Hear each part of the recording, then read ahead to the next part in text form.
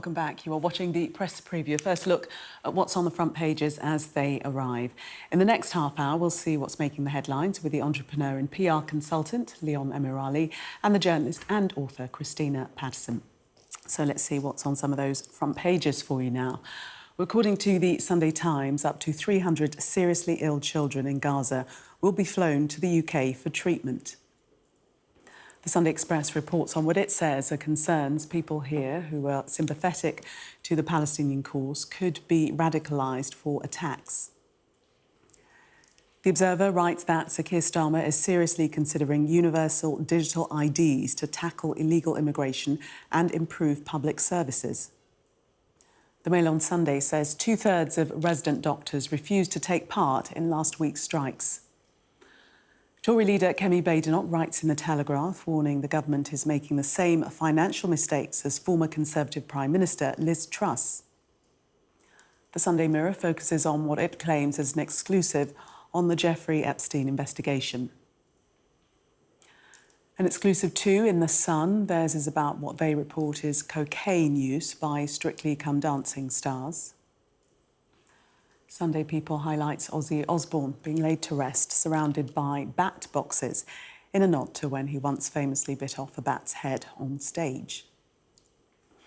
And champagne super spreader is the Star's headline about COVID reportedly spreading at Oasis gigs. So, welcome to Leon and Christina. Take us through the papers. We're starting off with The Observer and its calls for Palestinian statehood that Sir Keir Starmer is saying that the UK will sign up to come September.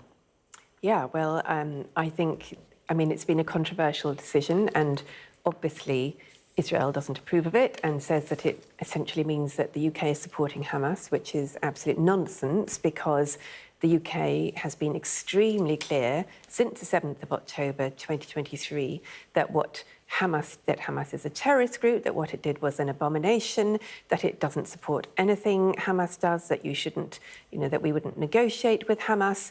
But actually what Keir Starmer's decision in the last week has shown is how much Israel has become an international pariah, including with the UK, because Keir Starmer has paid a very heavy political price with his own supporters for supporting Israel. And he made comments relatively early on in the conflict that were deemed to be supportive of Israel, even not supplying full aid, which, is now the kind of current focus of international opinion and horror.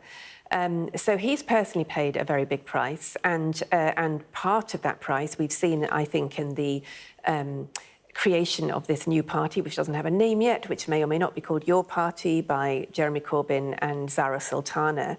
And that seems to be targeted at people who are disaffected with the Keir Starmer position, with young people who support Palestine and who've been desperately upset by, as they would say it, Labour's complicity with genocide. I don't agree with that point of view, but I understand why people feel very strongly about this. And I do think that Israel is committing genocide now. A number of human rights organisations within Israel have said that now. David Grossman, one of their most highly respected authors who I met many, many years ago, an incredibly thoughtful man who does not use phrases like that lightly, has also said in the past day or so that he thinks it's genocide.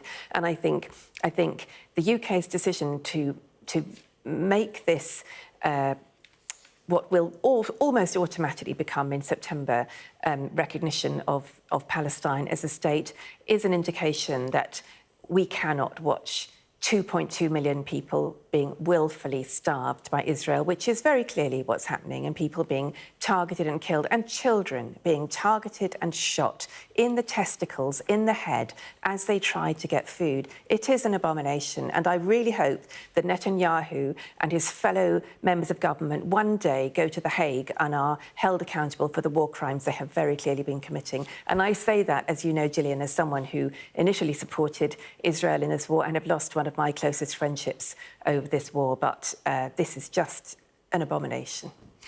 Leon, do you think that Sir Keir Starmer is going to be criticised even more over this decision to recognise a Palestinian state, especially as Hamas have now said that they will not disarm until a state of Palestine is recognised? I don't think so, Gillian. No, I think actually it's a smart bit of diplomacy on Starmer's part because, ultimately what he's saying, and it's very unlikely that the conditions he set for Israel will be met, but there is an opportunity here for Israel to climb away from the conflict as well. Unlikely to happen. But I think going back to the political issues that Starmer faces, and you mentioned the Corbyn and Zara Sultana party, I don't think it's those on the extreme left or the far left of politics in this country. I think actually this is the middle of the country now that have seen those images of starving children, have seen the violence against the people of Gaza, and they recognise this is awful, this is atrocious, this can't go on. So I think Starmer is reflecting the political mood, not just of the left of his party and of his supporters, but of the country more broadly. And two things can be true at once. Two things can be true: that Hamas are an awful organisation, terrorists who should be wiped off the face of the earth, and Israel's response to this war has been far beyond what is reasonable, and that young innocent children and civilians should not be dying, should not be starving in the way that they are. So I think Starmer's played this relatively well, and obviously we're likely to see this happen ratified in September, where we'll see the rest of the international reaction. But I think actually the US supporting Netanyahu's position and talking down France and the UK and Canada, who are supporting Palestinian statehood, I think they are the ones that look isolated.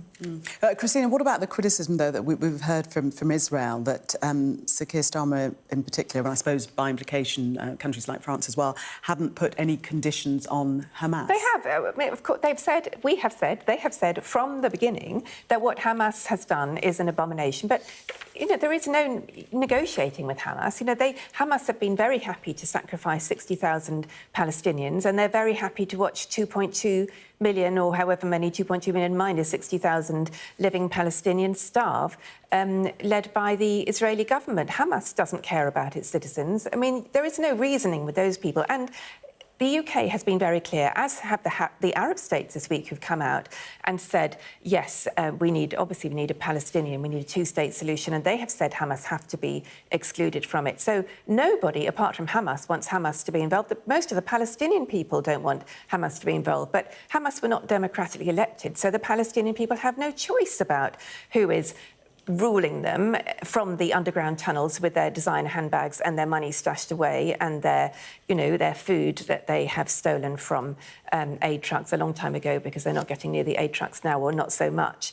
I mean, I think, yeah, of course Hamas can't be involved, but that's not the point. Israel is meant to be a democratically elected government, and I'm afraid I don't believe a word that any Israeli government official says now, sadly, because, as I said, I did support this conflict at the very beginning. I thought Israel had the right to respond. But when you see the footage and when you just read the maths about the number of calories that have been allowed per citizen, that have been not allowed since the war started, let alone since April or May, when the trucks have not been allowed in, it is evident that the maths don't stash up. There is a minuscule percentage of the food necessary to feed that population, and the only way they have of eating is what Israel allows in. So, no, I don't believe a word that Israel says at this point, and they have become international pariahs. And I'm afraid that Israelis, and my heart goes out to Israelis, many of whom have been traumatised by this war, and some are related to hostages who have been taken, some of whom haven't been returned, or people who've been killed. I'm afraid to say that the Israeli citizens will pay the price of this for generations. Leon, let's bring the conflict as it affects us here in the UK. A very worrying headline on the front of the Sunday Express: fears Hamas may unleash terror in the UK. Hamas terrorists may increasingly pose the same threat in the UK as ISIS and Al-Qaeda jihadists. That's the warning to Sir Keir Starmer. Yeah, I'm not sure. I'm not sure I agree with this necessarily. I'm sure that there is a fear of Islamist terrorism in the UK. That has not gone.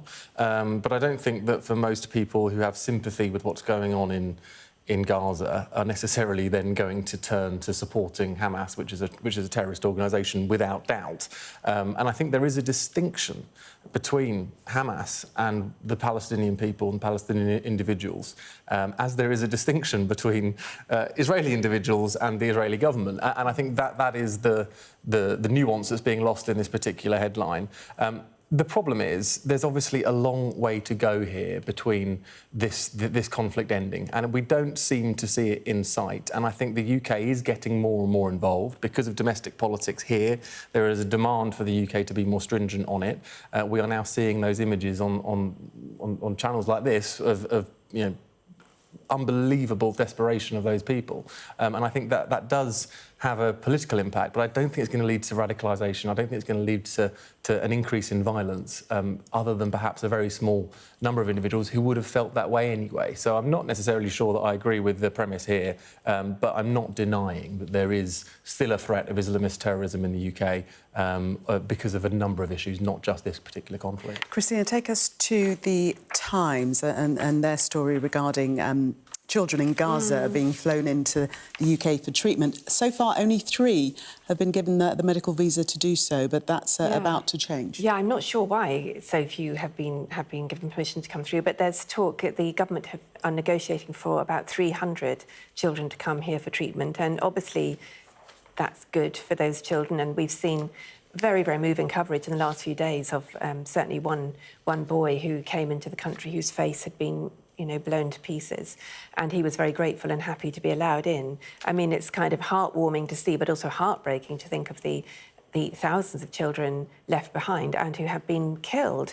I mean, I think it's good that we're doing something. It's almost just to see this tiny number of children sort of being given hope just reminds you of in the 2.2 million population left behind, of the children who have minimal hope and what's happened to their families and the trauma that they will live with for the rest of their lives if they survive starvation or being targeted when their parents are trying to get food. But obviously it's better than nothing. So I'm sure the British taxpayer will be delighted to fund and support these poor children. Indeed. Christina and Leon, thank you very much for the moment. We're going to take a break. Coming up, Sir Keir Starmer is apparently considering the introduction of universal digital IDs, but is it a good idea? We're going to be discussing that when we come back. Do stay with us.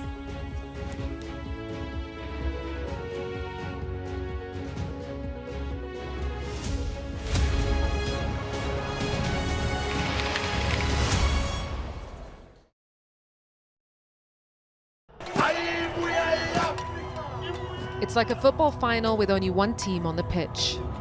This isn't just a call to vote, but a call to remember.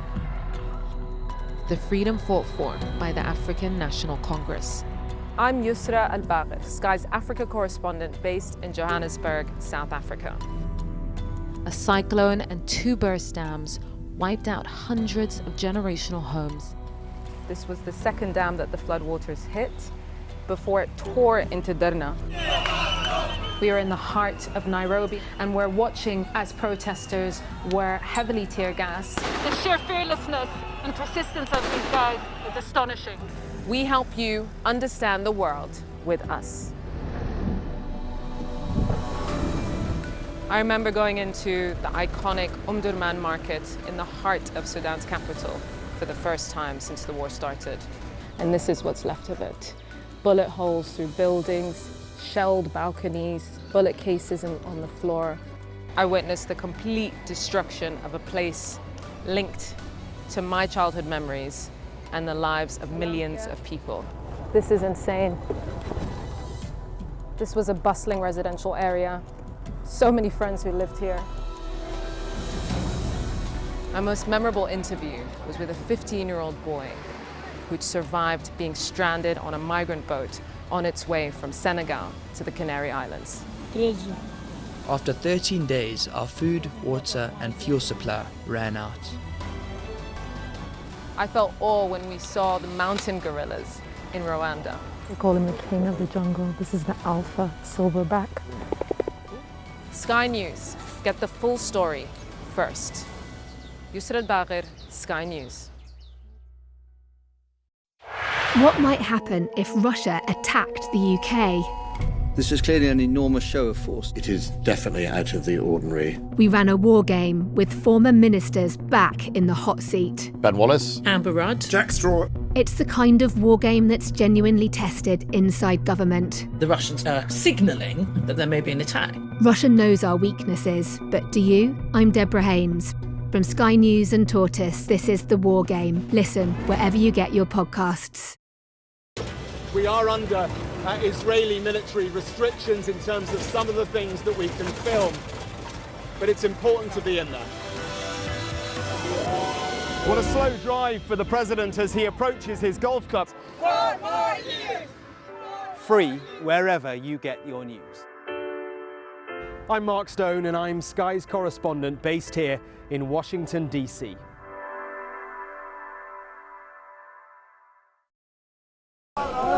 Turkey is burying its dead. Whole families died in this collapse. Generations wiped out. I'm Siobhan Robbins, Sky's Europe correspondent based here in Berlin. This is just a small sample of the deadly arsenal taken off the streets. Anyone could say, I'll do that, and then have to go and shoot someone. Yes. Sky News, get the full story first.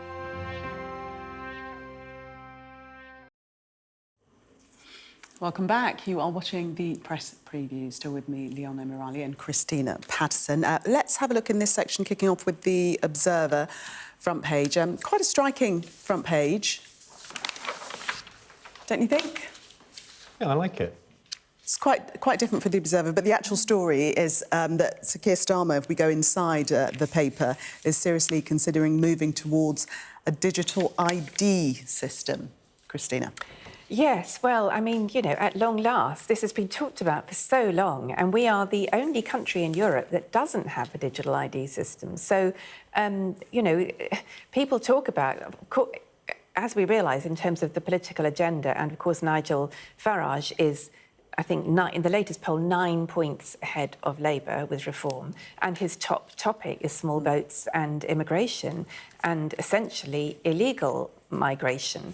And to me, it has been for years a no-brainer. Why would you not do the obvious thing that other countries do that would make it much harder for people to disappear into the so-called black economy, grey economy, whatever you want to call it, where people are working essentially without papers, undocumented. I mean, these are people who throw away their passports, they throw away any sign of their identity in order to apply for asylum or not apply for asylum, as the case may be. Most of them do apply for asylum. And so now Keir Starmer has finally said that, I think it was Tony Blair tried to introduce it, but then the coalition government wouldn't let the thing go through.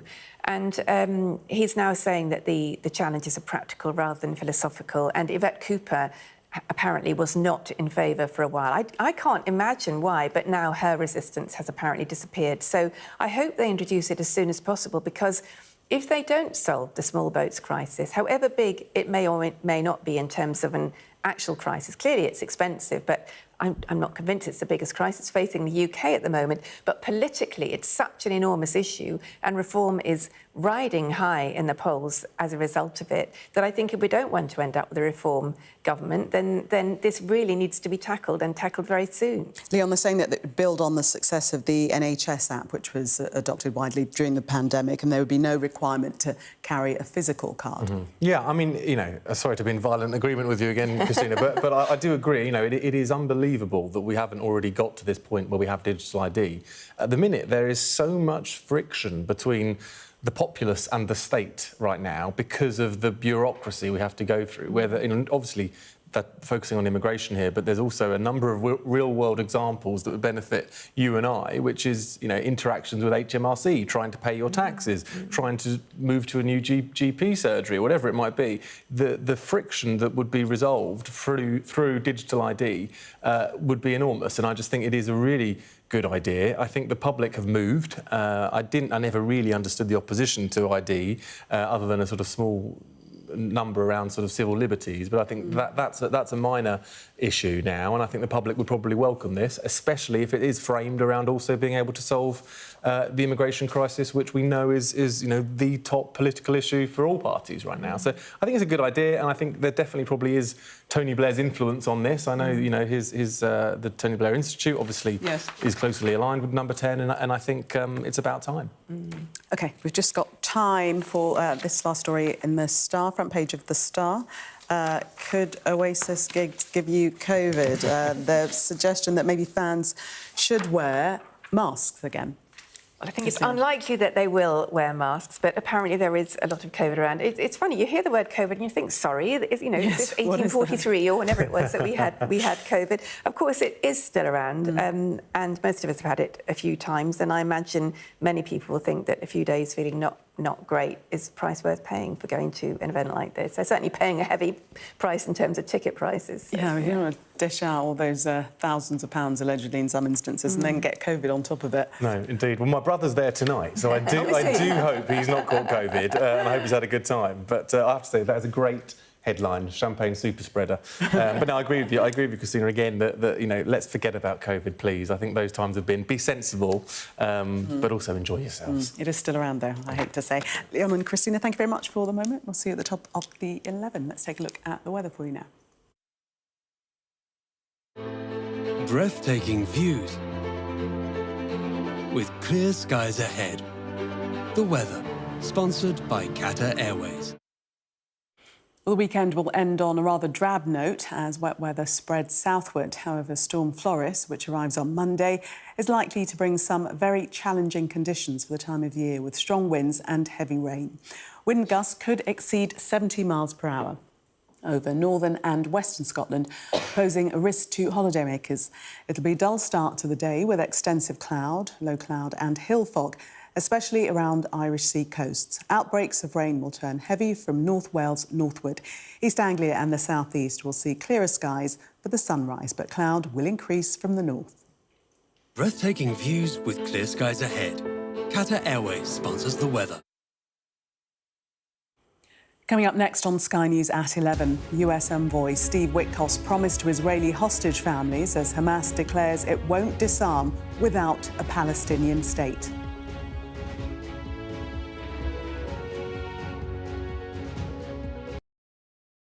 Our app gives you the very best of Sky News wherever you are.